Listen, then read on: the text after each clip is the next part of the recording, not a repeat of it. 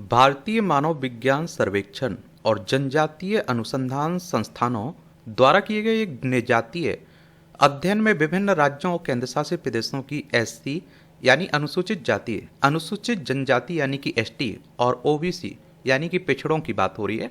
सूचियों में 179 विमुक्त जनजातियों और घुमंतू जनजातियों और अर्ध घुमंतू जनजातियों को शामिल करने की सिफारिश की गई और अगस्त 2022 का अध्ययन नीति आयोग पैनल की समीक्षा के अधीन है और अंतिम अनुमोदन की प्रतीक्षा भी कर रहा है। और देखिए, अगर नीति आयोग की बात करें तो योजना आयोग को प्रतिस्थापित करके आया था 2015 में, उसी की बात हो रही है। अब बात आती है कि जनजातीय अनुसंधान संस्थान TRI क्या है, इस पर बात करेंगे। भारतीय मानव विज्ञान सर्वेक्षण क्या है, इसे शॉर्ट में ANSI के नाम से जानते हैं, इसे भी देखेंगे। और जनजातियों पर किए गए अध्ययन संबंधी प्रमुख बिंदु कौन से हैं, उन्हें भी हम लोग देखेंगे। भारत में SC ST OBC सूची में परिवर्तन की प्रक्रिया आखिर क्या है, इस पर भी जानेंगे। और भारत के रजिस्ट्रार जनरल पर भी बात करेंगे। और DNT, NT और SNT कौन है। भारत में SC ST OBC से संबंधित संवैधानिक प्रावधान क्या है, उन्हें भी हम लोग जानेंगे। और इस तरह के टॉपिक से आपके एग्जाम में क्वेश्चंस पूछा जाता है, चाहे आप लोग स्टेट PCS की तैयारी कर रहे हो, सिविल सर्विस एग्जाम की तैयारी कर रहे हो या फिर किसी वनडे एग्जाम की तैयारी कर रहे हो, तो एक सामान्य जानकारी जरूर रखा करिएगा। जनजातीय अनुसंधान संस्थान TRI, ये TRI जनजातीय मामलों के मंत्रालय के तहत अनुसंधान निकाय है जो राज्य स्तर पर काम करते हैं और संपूर्ण भारत में 28 TRI हैं। प्राथमिक फोकस की बात करें तो ज्ञान एवं अनुसंधान, जनजातीय विकास के लिए थिंक टैंक के रूप में कार्य करना, सांस्कृतिक विरासत, जनजातीय संस्कृति और परंपराओं का संरक्षण और संवर्धन करना, साक्ष्य आधारित योजना, जनजातीय विकास नीतियों और कानूनों के लिए राज्य सरकारों को डेटा और अंतर्दृष्टि प्रदान करना, क्षमता निर्माण, जनजातीय लोगों और जनजातीय समुदाय के साथ काम करने वाली संस्थाओं के कौशल और क्षमता को बढ़ावा देना। भारतीय मानव विज्ञान सर्वेक्षण तो ANSI वर्ष 1945 में स्थापित एक सरकारी वित्त पोषित अनुसंधान संगठन है जो भारत की सांस्कृतिक, जैविक और भाषाई विविधता का अध्ययन करता है।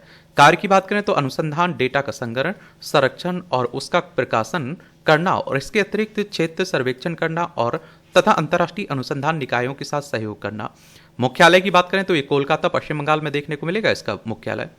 उपयुक्त जनजातियों पर किए गए अध्ययन संबंधी प्रमुख बिंदु कौन से हैं, तो नए परिवर्धन क्या नए परिवर्धन, कुल 179 अनुशंसित समुदायों में से 46 समुदायों को ओबीसी में, 29 समुदायों को एसटी में और 10 समुदायों को एसटी में शामिल किए जाने का प्रस्ताव किया गया। उत्तर प्रदेश, आंध्र प्रदेश, तमिलनाडु, मध्य प्रदेश, राजस्थान सबसे अधिक प्रभावित हैं तथा सबसे अधिक नए परिवर्धन उत्तर प्रदेश के लिए हैं। पता ना लगा पाने की समस्या, 63 समुदायों का पता नहीं लगाया जा सका और जिससे यह सुझाव मिलता है कि वे समुदाय समीकृत हो गए अथवा नाम में परिवर्तित कर लिया है अथवा पलायन कर गए हैं। यह वर्गीकरण प्रक्रिया के समक्ष चुनौती है तथा इसे ऐसे समुदायों की पहचान करने में चिंता उत्पन्न होती है और जिनमें महत्वपूर्ण सामाजिक एकीकरण हुआ है।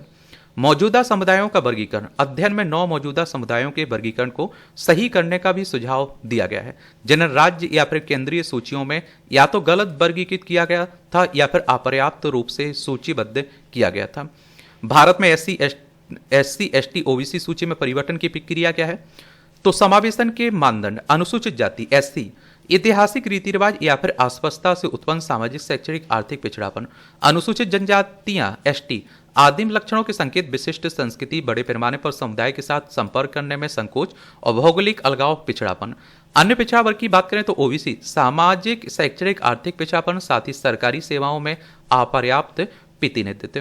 प्रक्रिया की बात करें तो प्रारंभ और जांच, किसी समुदाय को SC ST OBC सूची में शामिल किए जाने अथवा बाहर करने के प्रस्ताव पर कार्य सबसे पहले राज्य सरकार, संघराज्य क्षेत्र द्वारा शुरू किया जाता है, जिसे बाद में भारत के रजिस्ट्रार जनरल RGI और NCSC और या फिर NCST द्वारा समर्थित किया जाता है।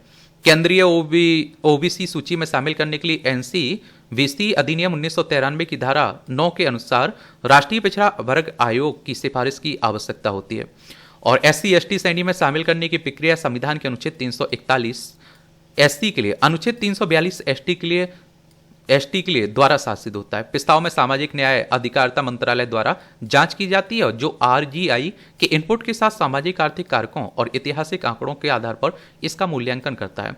सूचियों में संशोधन प्रस्ताव की समीक्षा और केंद्रीय मंत्रिमंडल द्वारा अनुमोदन के अधीन है।